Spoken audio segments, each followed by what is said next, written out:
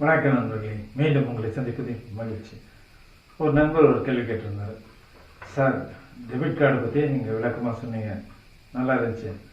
அதே மாதிரி கிரெடிட் கார்டை பற்றியும் கொஞ்சம் விளக்கமாக சொன்னீங்கன்னா நல்லா இருக்கும் சார், கொஞ்சம் சொல்லுங்கள் சார் அப்படின்னு சொல்லி கேட்டிருந்தார். ஸோ அவருக்காக இந்த கிரெடிட் கார்டை பற்றி சின்ன ஒரு விளக்கம் கொடுக்கலாம் அப்படின்ட்டு இருக்கேன். ஏற்கனவே அங்கங்கே சொல்லியிருப்பேன் கிரெடிட் கார்டை பற்றி. இந்த முழுமையாக ஒரு கிரெடிட் கார்டை பற்றி சொல்கிறதுக்கு இந்த வீடியோவை பயன்படுத்திக்கலாம். இந்த வீடியோ கேட்டிங்கன்னா முழுமையாக கிரெடிட் கார்டை பற்றி எல்லாம் தெரிஞ்சும் முழுசாக பாருங்கள். அப்போ தான் உங்களுக்கு என்னை கமெண்ட் பண்ணுறதுக்கும் வசதியாக இருக்கும். நீங்கள் கொஞ்சமாக பார்த்துட்டு அரைவரையும் பார்த்துட்டு கமெண்ட் பண்ணிங்கனாக்க அது நல்லா இருக்காது. ஏன்னா முழுமையாக பார்த்தீங்கன்னா தான் உங்களுக்கு வேண்டிய விடை கிடைக்கும். அதனால் முழுமையாக பாருங்கள், அதுக்கப்புறம் எதுனாலும் கமெண்ட் பண்ணுங்கள். சரி, வாங்க வீடியோக்குள்ள போகலாம். டெபிட் கார்டு அப்படின்றது என்னன்னா, நம்முடைய பணத்தை நம்ம எடுக்கிறதுக்கு, நம்ம பேங்க்ல போட்டு வச்சிருக்கோம்ல பணம், அதை எடுக்கிறதுக்கு தான் டெபிட் கார்டு. அதுதான் நம்ம யூஸ் பண்ணுறோம். அதுதான் ஏடிஎம் கார்டை போயிட்டு. கிரெடிட் கார்டுனா என்ன? கிரெடிட் கார்டுனா பேங்க் நமக்கு கொடுக்குற கார்டு. பேங்க்கு நமக்கு கொடுக்குற கார்டு. அது ஒவ்வொருத்தவங்களுக்கும் ஒவ்வொரு லிமிட் ஃபிக்ஸ் பண்ணியிருப்பாங்க. எனக்கு ஒரு 50,000 இருக்கலாம், இன்னொரு நண்பர்களுக்கு 75, இன்னொரு நண்பருக்கு 75,000 இருக்கலாம், இன்னொரு நண்பருக்கு 90,000 இருக்கலாம், 1,00,000 இருக்கலாம், எப்படினாலும் இருக்கலாம், எவ்வளோ அமௌண்ட்னாலும் இருக்கலாம். அது அது அவங்களுடைய ஏர்னிங் கெப்பாசிட்டியை பொறுத்து அவங்க ஃபிக்ஸ் பண்ணியிருப்பாங்க. அந்த சேலரி அல்லது அவங்க எவ்வளோ சம்பாதிக்கிறாங்க என்ன அப்படின்றத பொறுத்து அந்த லிமிட்டை அந்த இன்ஸ்டிடியூஷனோ அல்லது பேங்க்கோ ஃபிக்ஸ் பண்ணியிருக்கோம்.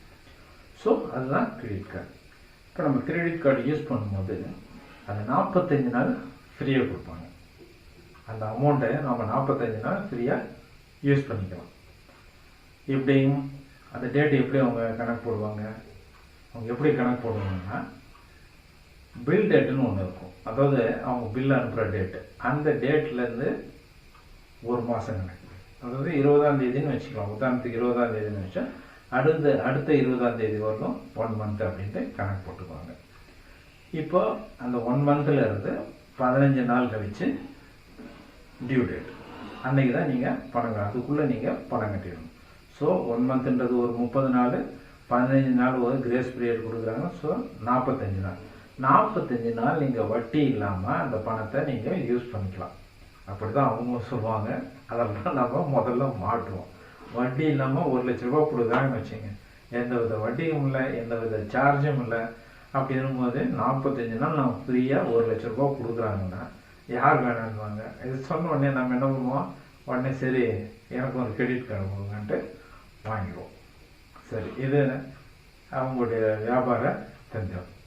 ஆனால் அதில் என்ன பிரச்சனைனா, இந்த 45 நாள் கழிச்சு நமக்கு அந்த பில்லு வரும். 1 மந்த் கழிச்சு பில்லு வரும்.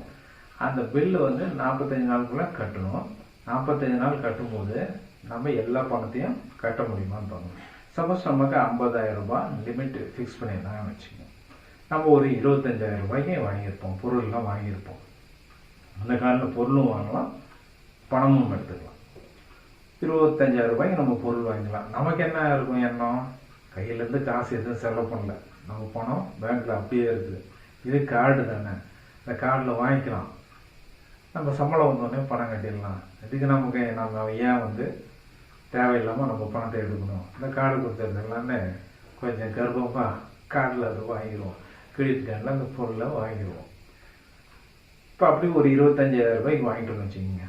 நமக்கு லிமிட் 50 ரூபாய், நமக்கு 25,000 ரூபாய்க்கு வாங்கிட்டோம். அந்த பில் டேட்டில் நம்ம அந்த 45 நாள் கழித்து கட்டும்போது 25,000 ரூபாய் நம்ம கட்டணும். அப்போ தான் நமக்கு இடிக்கும். அட 25,000 ரூபாய் கட்ட முடியல, என்னடா பண்ணுறதுன்ட்டு முடிப்போம்.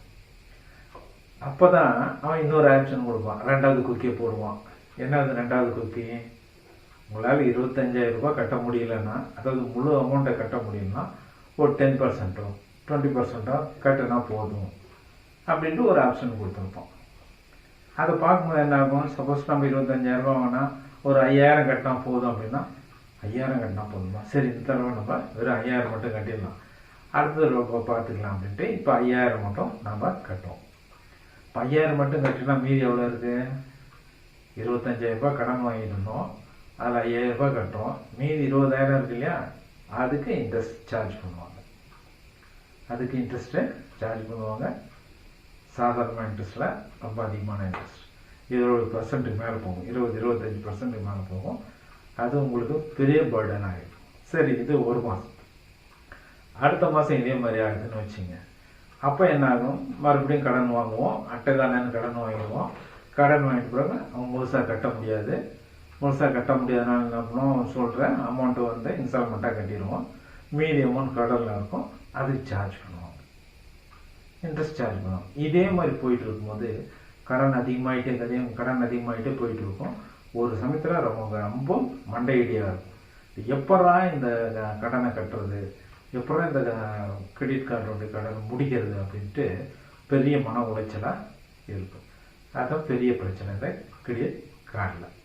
அவங்க இன்ட்ரெஸ்ட் ஃப்ரீன்னொடனே நம்ம போய் பரவாயில்லையா இன்ட்ரெஸ்ட் ஃப்ரீயாக கொடுக்குறாங்களே அப்படின்னு சொல்லிட்டு வாங்கிடுவோம். வாங்கிட்டு பிறகு தான் தெரியும் அவங்க போட்ட கொக்கி எங்கெங்கே கொக்கி போட்டுருக்காங்க, எந்தெந்த வலையில் நம்ம மாட்டியிருக்கோம் அப்படின்ட்டு பணம் கட்டும் போது தான் தெரியும். உண்மையாலுமே அது ஒரு வலை தான்.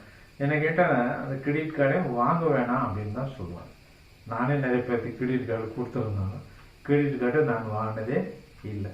ஏன்னா அதில் இருக்கிற பிரச்சனை எனக்கு தெரியும்.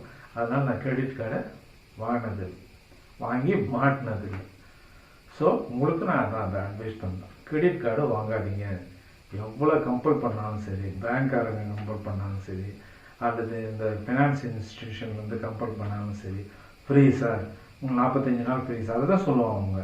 45 நாள் ஃப்ரீ சார், யார் சார் கொடுப்பாங்க அப்படின்னு தான் சொல்லுவாங்க. 45 நாள் ஃப்ரீ ரைட்டு, அதுக்கு மேலே கட்டல நான் எவ்வளோ சார்ஜ் பண்ணுறதுன்றது சொல்லவே மாட்டாங்க.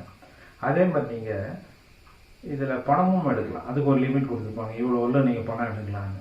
அப்படி பணம் எடுத்துட்டிங்கன்னா அதுக்கு போடுற சார்ஜில் மயக்கமே வந்துடும். 35% 40% இன்ட்ரெஸ்ட் சார்ஜ் பண்ணுவாங்க. அது பணம் மேலே எடுத்துட்டா ரொம்ப கஷ்டம். சிலவங்க புத்திசாலித்தனமாக வேலை செய்யறதை நினச்சிட்டு என்ன பண்ணுவாங்கன்னா, இந்த லோன் கட்டுறது, கிரெடிட் கார்டுக்கு லோன் கட்டுறதுக்கு என்ன பண்ணுவாங்க, பணம் இருக்காது கையில், உடனே ஏடிஎம்மில் கிரெடிட் கார்டு யூஸ் பண்ணி, ஏடிஎம் சென்டரில் போய் கிரெடிட் கார்டை யூஸ் பண்ணி பணத்தை எடுத்துகிட்டு வந்து இந்த லோனை கட்டுவாங்க. இந்த கிரெடிட் கார்டுக்கு லோன் கட்டுவாங்க. அது இன்னும் பிரச்சனை. ஏன்னா நீங்கள் சாதாரண பொருள் வாங்கும்போது போடுற இன்ட்ரெஸ்ட்டை விட நீங்கள் காசு எடுத்தீங்கன்னா, அதாவது பணமாக எடுத்து விட்ரா பண்ணிங்கன்னா அதுக்கு சார்ஜ் வந்து ரொம்ப அதிகம். ரேட் ஆஃப் இன்ட்ரெஸ்ட் வந்து ரொம்ப அதிகம். நினச்சி பார்க்க முடியாதவளோ அது அதிகமாக இருக்கும். அதிலெல்லாம் நீங்கள் மாட்டிங்கன்னா அதுலேருந்து வெளியில் வர்றது பெரிய கஷ்டம். அதனால் தேவையில்லாமல் கிரெடிட் கார்டு நமக்கு ஃப்ரீயாக தானே கிடைக்குது, இன்ட்ரெஸ்ட் இல்லாமல் தானே கொடுக்குறான் அப்படின்ற இதிலெல்லாம் போய் மாட்டிக்காதீங்க. கிரெடிட் கார்டை அவாய்ட் பண்ணுங்க. கிரெடிட் கார்டு யாருக்கு தேவைன்னா கரெக்டாக அந்த 45 நாளுக்குள்ளே கரெக்டாக எந்த வித இடர்பாடு இல்லாமல், எந்த வித பிரச்சனை இல்லாமல் கரெக்டாக கட்டிட்டு வராங்க இல்லையா. 45 நாளுக்குள்ளே கரெக்டாக கட்டிடுறாங்க. அது மாதிரி முடிகிறவங்க தான் வாங்கணும் இல்லையா. சாதாரண ஆளுங்கெல்லாம் வாங்கவே கூடாது. அப்படி வாங்கினா அது வாழ்க்கை பூரா நம்ம அதை முடிக்கிறவங்களும் கஷ்டப்பட்டுக்கிட்டு தான் இருக்கணும். தேவையில்லாமல் நமக்கு மனம் உளைச்சல். ஸோ இந்த நண்பர் அதை கேட்டிருந்தாரு, கிரெடிட் கார்டுனா என்ன சார், அது எப்படி சார் நம்ம டீல் பண்ணுறது, அதை பற்றி கொஞ்சம் விளக்கம் சொல்லுங்கள் அப்படின்னு கேட்டிருந்தாரு. அதுக்காக தான் நான் இந்த வீடியோ போட்டிருக்கேன். இந்த வீடியோ உங்களுக்கும் பயனுள்ளதாக இருக்கும்னு நினைக்கிறேன். உங்களுக்கு பயனுள்ளதாக இருந்தால் இந்த வீடியோவை லைக் பண்ணுங்கள், ஷேர் பண்ணுங்கள், சப்ஸ்கிரைப் பண்ணுங்கள். நன்றி, வணக்கம்.